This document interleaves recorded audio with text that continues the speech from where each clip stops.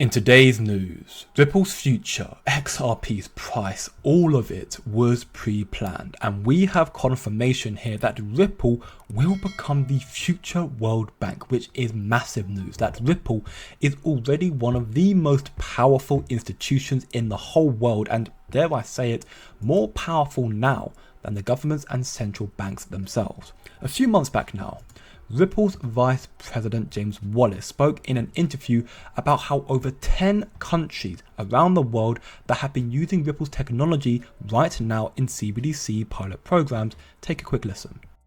We have proven technology that has been used in 10 or more other countries to do similar sorts of pilots.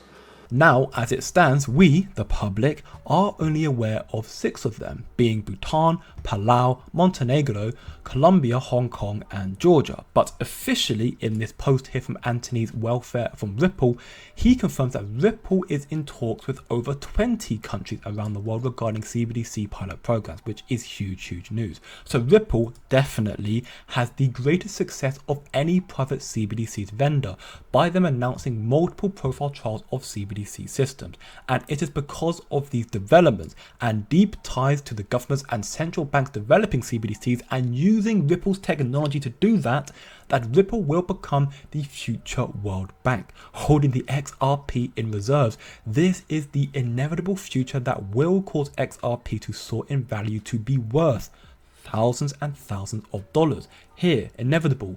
Quote, Ripple has the greatest success of any private CBDC's vendor by announcing multiple high-profile trials of CBDC systems and working closely with regulators on projects around the world.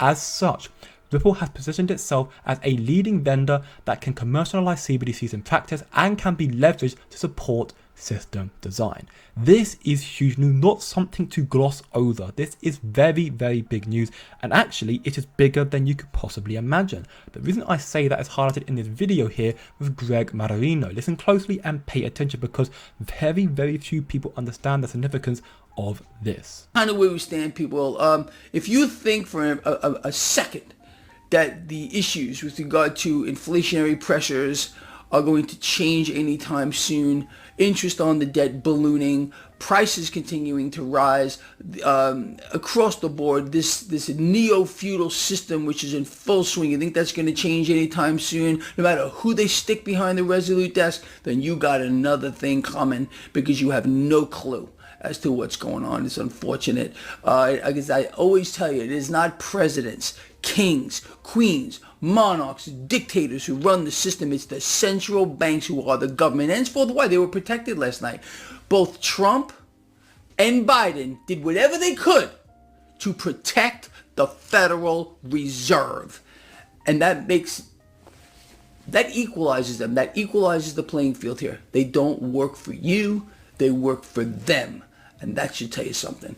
That is the truth, the cold, hard truth about the social hierarchy in the world that we live in today. On the surface, the presidents and leaders are the ones in control of the rules and regulations, deciding what course of actions to take. But notice how all decisions are always in a name to benefit these central banks.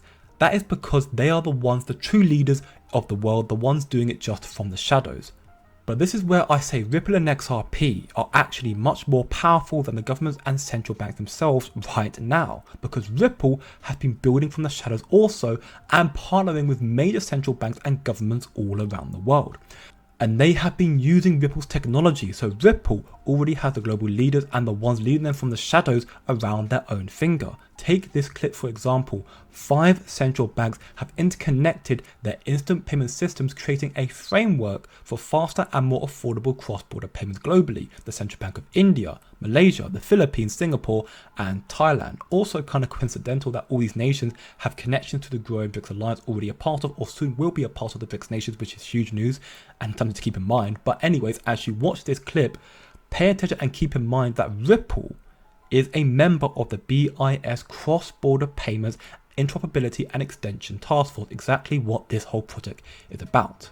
Nexus delivers one of the aims of RPC, which is to interconnect the instant payment systems of ASEAN member states. But Nexus delivers much more than that. It offers a lot of benefits that we never thought of.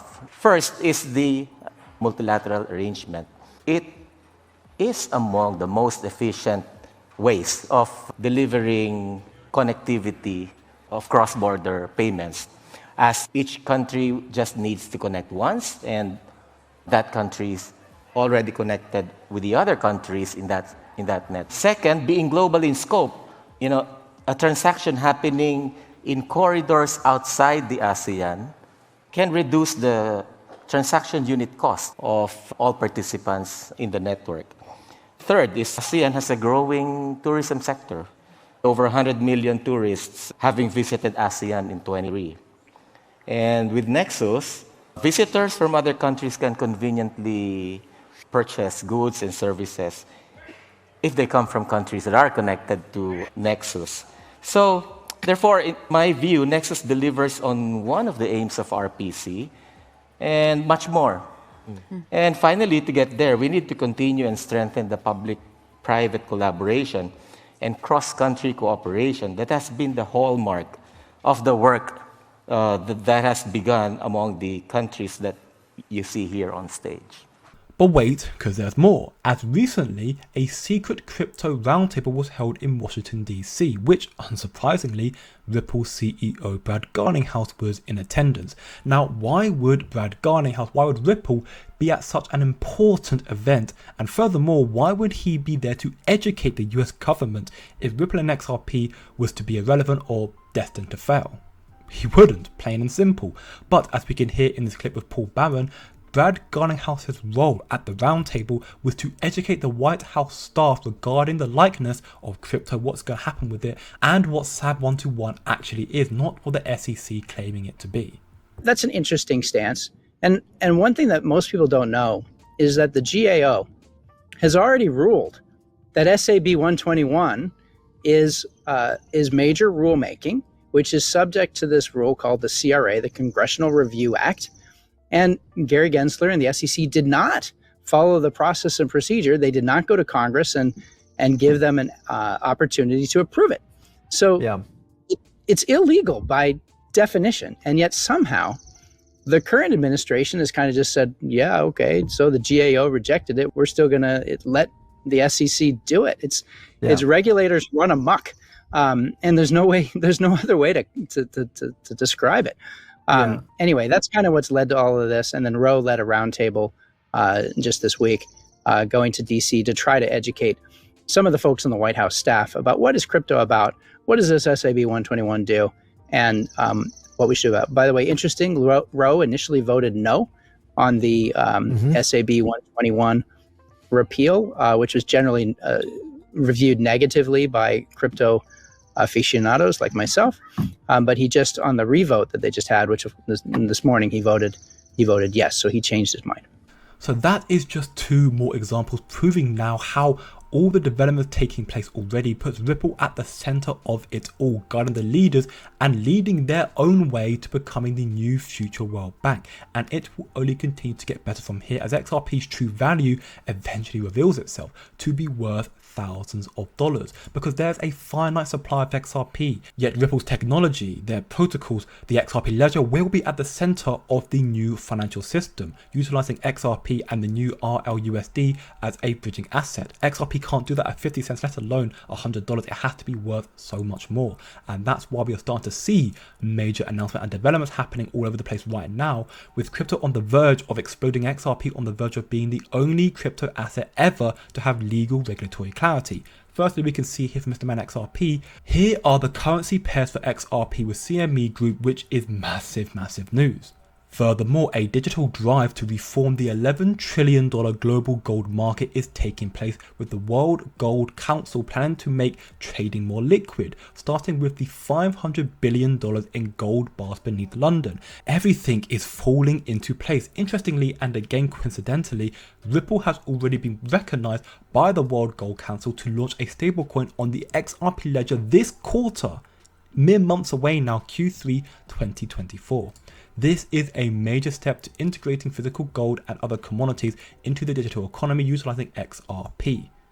And in continuation, FTX announced they will redistribute $16 billion in cash to users next quarter Q4 2024. Now this is very positive news. Of course, some users may take the money and just run with it, and I wouldn't blame them, to be honest.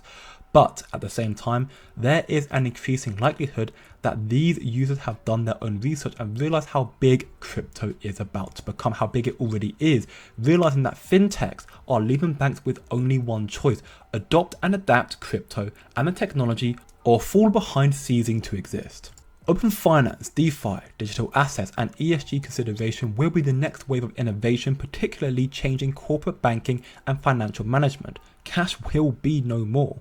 And if the FTX users have done this research, which they should have done, which you should have done, they will understand that XRP is heavily undervalued at 50 cents right now and is in a prime position to explode in value. Ripple will become the future world bank. That is an inevitability. So do your own research and don't look short term, think long term, and I'll see you in the next one.